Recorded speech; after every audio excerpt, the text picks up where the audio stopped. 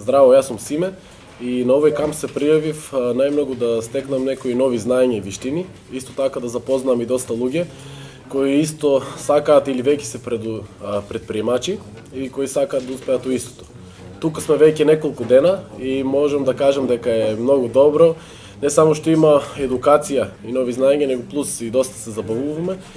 И овој камп би го препорачал на секој млад човек кој би сакал или кој има некоја своја идеја за свој бизнис. Овде може да добие информации, можеби инвестиции, па чак и некои нови партнери. Дали сметаш дека знаењата што ги стекнав во овој камп и ги примениш во игри? Да, секако. Добиваме доста знаење, поготово за отварање или за реализирање на некои нови бизниси и проекти, како да правиме, пример, бизнис план, како да објасниме се во истиот, како да излеземе пред инвеститори, како да одговориме на некои нивни прашања, финанси, каде ќе биде, што ќе биде, за колку време ќе се врати, пример, инвестицијата, кои се ризици.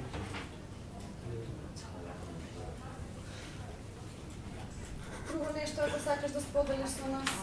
Па тоа е, јас само препорачувам на, како што реков, на секој млад човек кој би сакал да започне, има некоја идеја и пример него поддржуваат од дома или своите пријатели, така да нека дојде на оваков камп и овде може да утврди дали таа идеја може да се реализира.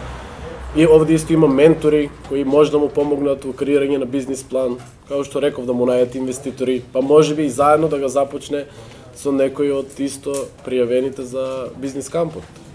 Освен експерти и професори, имавте овие денови и мотивацијски говорници, луѓе кои што веќе успешно работат, успешно водат своји бизниси, меѓутоа истите тие имале своји падови и подеми во својот бизнис. Како тие ви го пренесува своето искуство, дали многу научивте од нив?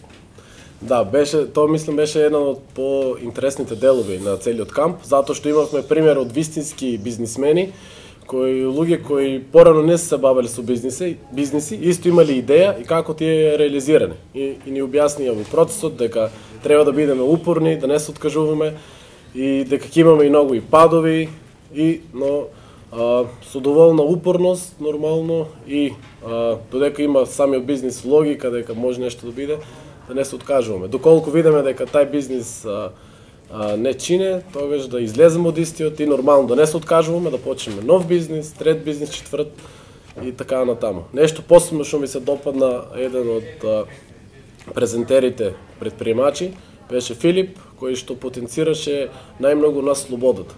Поточно да не бидат само парите, затоа што има многу луѓе кои што преку бизниси прават пари, но живеат доста стресно и немат уопште слободно време. Он најмногу ја потенцираше слободата, поточно да искреираш бизнис или бизнис систем кај што ќе заработуваш пари и без твоја толку физичка активност, исто кога заработуваш можеш на тај начин да имаш повеќе слободно време.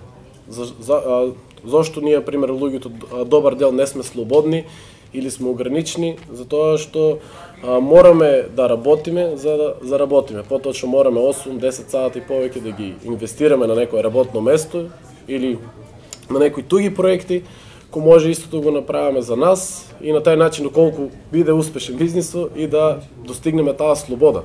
Што сакаме да правиме, кога сакаме, со кого сакаме, каде сакаме и така натаму.